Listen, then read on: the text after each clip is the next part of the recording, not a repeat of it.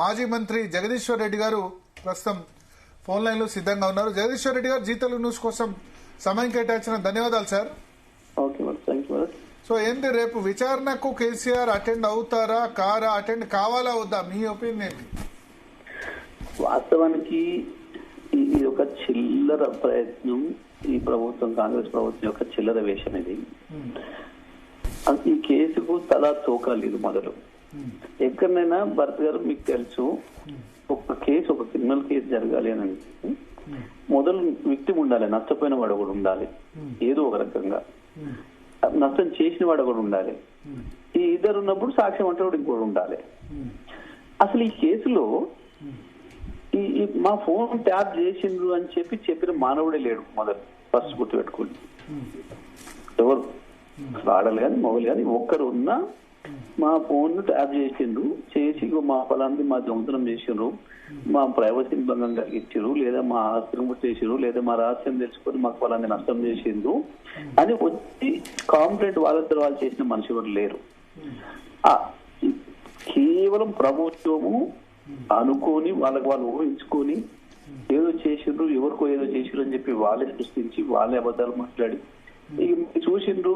మన ఒక దశలో ఎంత దూరం అయింది, మొత్తం వాళ్ళు మహిళలు సినిమా యాక్టర్లు చేసిండ్రు, వీళ్ళే చేసిండ్రు, వాళ్ళే చేసిండ్రు, జడ్జిలే చేసిండ్రు అని చెప్పి పుంకాలుగా ప్రచారం చేసిండ్రు.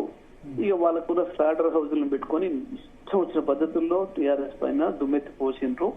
ప్రతి ఎలక్షన్ సందర్భంలో ఒకసారి పార్లమెంట్ ఎలక్షన్ రాగానే ఒకసారి చేసిండ్రు. ఆ తర్వాత మేము వరంగల్ సభ పెట్టుకుని బ్రహ్మాండంగా జనంలో పైపు రాగానే మళ్ళొకసారి చేసిండ్రు. మళ్ళీ మన గ్రామ పంచాయతీ ఎలక్షన్ సందర్భంగా మళ్ళొకసారి చేసిండ్రు. ఇవాళ మున్సిపల్ ఎలక్షన్లు వచ్చినాయి మళ్ళీ ఒకసారి, లేదా ప్రభుత్వం లేదా సంక్షేమం వచ్చినప్పుడు ఒకసారి. ఇట్లా వీళ్లకు ఉత్త పనికి మాలినవి చెత్త ఆలోచనలతోని ప్రజల్ని డైవర్ట్ చేయడానికి ఒకటి సృష్టించి వాళ్ళే ఒక డిటెక్టివ్ నవల్లో ఒక క్రైమ్ థ్రిల్లర్ లో కథ తయారు చేసినట్టు తయారు చేసుకుని కూర్చొని కొంతమంది ఇట్లా తయారై ఉన్నారు. వీళ్ళు కొంతమంది క్రూకుడు నాయకులు, అందులో కొంతమంది పోలీస్ ఆఫీసర్ కూడా ఉన్నట్టున్నారు. ఇలా వీళ్ళకు రిటైర్ కావచ్చు, ఇప్పుడున్నోళ్ళు కావచ్చు, వీళ్ళకి సలహా ఇస్తున్నారు ఉన్నారు. ఇది ఒక పనికి మాలిన చెత్త కేసు, దీంట్లో కేసే లేదు మొట్టమొదటిగా. ఇది ఇప్పుడు ఒక క్వశ్చన్ సార్, ఇక్కడ విక్టిమ్ ఎవరు లేరు అన్నారు, బట్ బండి సంజయ్ తర్వాత ఇటువంటి వాళ్ళు ఈటల రాజేందర్ లేకపోతే రేవంత్ రెడ్డి కూడా నా ఫోన్ ట్యాపింగ్ గురైంది, భార్యాభర్తల ప్రైవేట్ సంభాషణలు వింటారా, బెడ్రూమ్ లో ఇవన్నీ మాటలు మాట్లాడారు, వాళ్ళంతా విక్టిమ్స్ కౌంట్ కదా. ఒక్క నిమిషం, కేసు ఎప్పుడు బుక్ చేసిండ్రు, వీళ్ళు ఎప్పుడు వచ్చి చెప్పిండ్రు, మీరు ఒకసారి గుర్తుపెట్టుకోండి. ఇవాళ మీకు ఏదైనా నష్టం జరిగితే మీకు ఇమ్మీడియట్ గా తెలుస్తాయి. ఇప్పుడు ఇవాళ మీ ఫోన్ ట్యాప్ చేసిండ్రు అనుకుందాం, కష్టపడి మీ ఫోన్ ఏ అవసరం కొరకు ట్యాప్ చేసిండ్రో ఆ అవసరాలు నేర్చుకుంటారు కదా. ఇప్పుడు మీరు ఎక్కడ ఎవరితో ఏం మాట్లాడారో తెలుసుకొని పోయి దాన్ని బ్రేక్ చేయడమా, దాన్ని ఇంకోటి చేయడమా చేస్తే మీకు ఆ నిమిషాలు అర్థమైపోతుంది కదా. అరే నేను పలానా ఎంతో మాట్లాడిన విషయం ఇతరికి ఎట్లా పోయింది, ఇది మధ్యనోడు ఈనాడు అనేది మీకు అర్థమైపోతుంది కదా భరత్. అట్లా ప్రభుత్వంలో ఉన్నప్పుడు ఎవడైనా ఆరోపణ చేసిందా, మన ప్రభుత్వం వెళ్ళిపోయిన తెల్లవారు ఎవడైనా ఆరోపణ చేసిందా? ప్రభుత్వమే స్వయంగా వీళ్ళే ఒక ఎఫ్ఐఆర్ చేసేసి ముందు సిఐలకు డిఎస్పీలను పట్టుకొచ్చి వాళ్ళని ఏదో చేసేసి మేము ఏం మాకు దొరికినాయి అన్నారు, ₹7 ఆధారం లేదు, పోయి తీసుకుపోయి వాటిని ఏదో పలగొట్టేసేసి ముస్సిలు వేసిరని చెప్పిండ్రు, ఆ డిస్క్లు హార్డ్ డిస్క్లు అని చెప్పి. ఎప్పుడు చేసిండ్రు? కేవలం ఆ అధికారులు ఒక ఫాల్స్ ఏది పనికి మాలింది, ఏది ఆధారం లేదు కేసు ఒకటి పెట్టి వాళ్ళని పట్టుకొచ్చి వాళ్ళ ఫోన్లలో నుంచి వెళ్ళి అంతకుముందు మాట్లాడి, ఇప్పుడు మన ఫోన్ కూడా పాత ఫోన్ కంటిన్యూగా ఉంటే అది 10 ఏళ్ల కింద మాట్లాడింది కూడా ఉంటాయి దీంట్లో. వీటిని పట్టుకొని వచ్చి ఆ రోజు వాళ్ళ ఉద్యోగ సందర్భంగా వాళ్ళకి అవసరం ఉన్న ఫోన్లు మాట్లాడుకుంటే వాటిని పట్టుకొని వచ్చి దాంట్లో నుంచి తీసుకుపోయి వీళ్ళు నోటీస్ వచ్చి పిలిపిస్తే కదా వచ్చి వాళ్ళు ఆరోపణ చేసిపోయింది. గమనించండి, ఇక్కడ ఇవాళ మమ్మల్ని ఎట్లా పిలుస్తున్నారో సేమ్ వాళ్ళను కూడా అట్లా పిలిచి వీళ్ళే మీ ఫోన్ ట్యాప్ అయింది, ఇంకా చాలా మందికి అట్లా ఇచ్చారు నోటీసులు. ఇది బయట కాకుండా మామూలు వాళ్ళకు కూడా నోటీసులు ఇచ్చి మీ ఫోన్ ట్యాప్ అయింది కదా రండి, మీరు కంప్లైంట్ చేయాలి రండి అని చెప్పి చాలా మందిని పిలిచారు. చాలా మంది ఏం మా ఫోన్ ట్యాప్ అయిన సంగతి మాకు తెలియదు అంటే ఏంది, ఆయనకి ఏం నష్టం కాలేదు అని అర్థం కదా. ఆయనకి నష్టం జరిగింది తెలుస్తుంది కదా. దుబ్బాక ఎన్నికల సమయంలో రఘునందన్ రావు లాంటి వాళ్ళు కంప్లైంట్ చేసిన సందర్భం ఉంది ఫోన్ ట్యాపింగ్ అవుతుందని.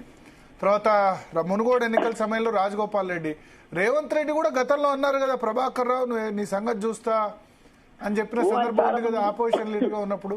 ఆయన చాలా మంది మహేందర్ రెడ్డిని కూడా అన్నాడు, నీ బట్టలు ఇప్పదిస్తాను కూడా అన్నాడు బీజేపీగా ఉండి. డీజీపీగా ఉన్న మహేందర్ రెడ్డిని కూడా నీ బట్టలు ఇప్పదీస్తా రోడ్డు మీద నిలబెడతాను కూడా మాట్లాడాడు. ఆయన ఎవరినని లేదు, ఆయనకు వచ్చిన భాషే కదా, ఆయన చేస్తే పనే కదా, కానీ ఆయన అంతమించి ఏమొస్తుంది. కానీ నేను ఏమంటుందంటే ఉత్త ఆరోపణలే తప్ప ఇగో మా ఫోన్ ట్యాప్ చేసి ఈ పని చేసిండ్రు అని ప్రజలు చూపించి రావాలేమన్నా మా ఫోన్ చేసి మేము చేసిన దొంగతనాన్ని పట్టుకున్నాను మేము.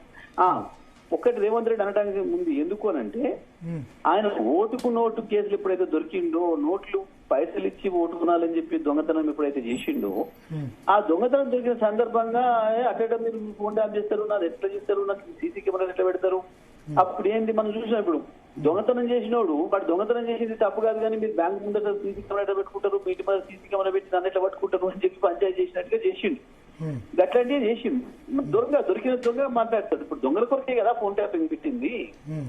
మరి దొంగతనం చేసిన భయం ఫోన్ ట్యాపింగ్ లో, మిగతానికి ఏం భయం? నా ప్రైవసీ భంగం కలిగింది అని చెప్పిన వాళ్ళు ఎవరు చెప్పండి, ఒక్కరంటే ఒకరు. మీరు మాట్లాడిన దాంట్లో ఇవాళ ఇంత చేసిండ్రు, మనం చూసినాం. మేము పుంకాలు సృష్టించిన వీళ్ళ సాటర్ హౌజులలో ప్రచారం చేసిన దాంట్లో ఒక్క సినిమా యాక్టర్ కోరికన్నా నోటీస్ ఇచ్చిందా? ఎందుకు పిలవలేదు. కేవలం టీఆర్ఎస్ మీద రాజకీయంగా పడక ఎవడైతే దుర్మార్గంగా దాడి చేస్తున్నారో, అబద్ధాలు మాట్లాడుతున్నారో గాలిని పిలిచి వాళ్ళ కాడ తీసుకున్నారు వీళ్ళు. ఎవరైనా వేరే ఇండిపెండెంట్ గా ఉన్న వాళ్ళు ఎవరైనా మా ప్రైవసీ భంగం కలిగించి మా ఫోన్ ట్యాప్ చేసి పలానా నష్టం కలిసి మాకు చెప్పిన ఒక మనిషి బండి సంజయ్ అంటారు కదా, బండి సంజయ్ ఆ మాట చెప్తున్నారు. అసలు బండి సంజయ్ అర్జెంట్ గా అందరినీ జైలు పెట్టమని చెప్పి ఇప్పుడు ఆయన రేవంత్ ఆయన కూడా ఇదే మాట, సినిమా తారల ఫోన్లు ట్యాప్ చేశారు, సెలబ్రిటీస్ అని కూడా మొన్న ప్రెస్ మీట్ లో మాట్లాడి అందుకు కేటీఆర్ లీగల్ నోటీస్ కూడా పంపించారు. నేనేమంటున్నా, నిజంగానే ఇప్పుడు వాళ్ళు ఒక్క సినిమా తారం కూడా చూపించామని, లేకపోతే చెప్పబడాలి ఎవడని ఇట్లా మాట్లాడినోడు వాడు ఎవడైనా కావచ్చు. ఇట్లా అబద్ధాలు మాట్లాడినోడు ఎవడైనా ఒక్క సినీ తారం వచ్చి చెప్పాలి కదా. మరి చెప్పిందా? ఇప్పటి వరకు 2 ఏళ్ల నుంచి ప్రభుత్వంలో ఎవరు కదా, ఎందుకు వచ్చి చెప్పలే? ఎవరు గీలే మాట్లాడుతున్నారు. ఇదే రేవంత్ రెడ్డి, ఇదే బండి సంజయ్, ఇదే రఘునందన్ రావు, మొత్తం దొంగలు కూడబడుకొని ఈ రాష్ట్రాన్ని దోసుకుంటూ పేరు వేరే పార్టీలు చేసేది కలిసి దోపిడీ, దారి దొంగల దోపిడీ చేసుకుంటూ దొంగలు కలిసి ఊళ్ళు పంచుకున్నట్టు చేసుకున్న ఈ దొంగలు మాత్రమే మాట్లాడుతున్నారు తప్ప ఎవరైనా మామూలు మనిషి ఎవరైనా వచ్చి ఒక వ్యాపారస్తులను భయపెట్టారన్నారు, సినిమాక్టర్లు అన్నారు, ఇంకేదో ఒక మనిషి అన్న చాలా మందిని పిలిపించారు, చాలా మందిని పిలిచిరు. వాళ్ళని పిలిచి మీకు కాంప్లైంట్ చేయాలని అడిగినారు. ఎవరు చెప్పతే వీళ్ళని పిలిచి మీరు అంతెందుకు బండి సంజయ్ రఘునందన్ రావు మాకు ఇంకెప్పుడు నోటీస్ ఇస్తారు, మాకు ఎందుకు నోటీస్ ఇస్తలేరు మాట్లాడారు. మీకు అది కూడా ఉంటే చూడండి, అప్పుడు ఎందుకు పిలిస్తలేరు మీరు అర్జెంట్ గా అని చెప్పి పిలిపించుకోరు వీళ్ళు. ఎందుకు అనంటే ఎక్కడ లేదు అసలు ఈ కేసు అనేది లేదు, కేసు బేస్ లేదు మొదలు. ఇంకొకటి రెండో విషయం, ట్యాపింగ్ అనేది ప్రతి ప్రభుత్వంలో జరుగుతుంది. 40 ఏళ్ళు 45 ఏళ్ళు ఇవాళ భారతదేశంలో ట్యాపింగ్ జరగబట్టి స్వయంగా మన్మోహన్ సింగ్ గారే ప్రకటించాను అవును ట్యాపింగ్ చేస్తారు అని. ఇది రెండో విషయం. మన దగ్గర కూడా జరుగుతుందనే విషయం 40 ఏళ్ళ నుంచి ప్రతి ముఖ్యమంత్రి కానీ ఇక్కడ మావోయిస్టుల పేరు చెప్పి ఒక్క నిమిషం మహేష్ కుమార్ గౌడ్ ఎట్లా చేశారు సార్? నేనేమంటున్నా, మావోయిస్టుల ఇంకోట మావోయిస్టులు చాలా మంది పొలిటికల్ లీడర్లు మావోయిస్టులతో సంబంధాలను అరెస్ట్ చేసిండ్రు, మర్చిపోవద్దు భరత్ గారు. మనం ఓకే.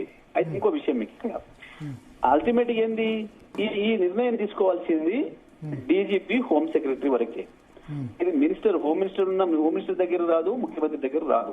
ఇది పూర్తిగా డిపార్ట్మెంటల్ వ్యవహారం. పూర్తిగా హోమ్ మినిస్టర్ కి తెలియదు, నా ముఖ్యమంత్రికి తెలియదు. ఎవరిని చేసిండ్రు, ఏం చేసిండ్రు, ఎందుకు చేసిండ్రు అనేది మూడో మనిషికి తెలియదు. వాళ్ళకి అక్కర ఉంటేనే వాడుకుంటారు, లేకపోతే వదిలేస్తారు.